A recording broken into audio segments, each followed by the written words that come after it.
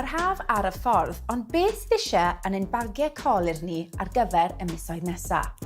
Gadewch i ni ddechrau gyda foundation, nawr mae rhan fwyaf ohonon ni yn gorfod newid i lliw twymach ar gyfer misoedd yr haf.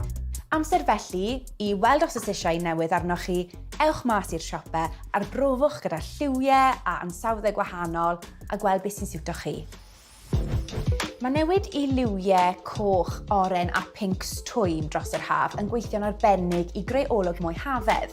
Mae blushes hylifog hefyd yn gallu creu olwg mwy ffres yn hytrach na powdr sy'n dueddol o edrych bach yn fflat ar y croen. Nawr i drafod yn hoff beth i wisgo dros misoedd yr haf, bronzer, ffordd ddiogel o gael bach o liw hael.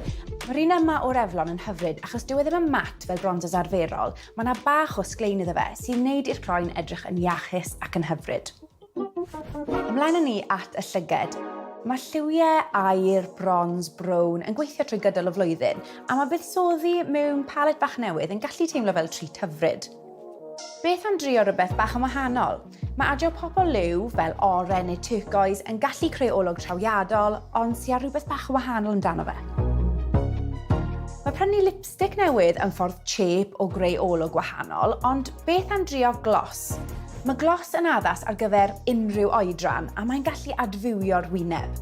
Mae gloss hefyd yn gweithio'n gret ar ben eich lipstick arferol. Ac yn ola, mae ychwanegu bach o liw ar y wyneb yn gallu adio bach o ddiddordeb i unrhyw wisg. Mae'r lliwiau yma o Barry M yn hwylus ac yn bert ar gyfer yr haf.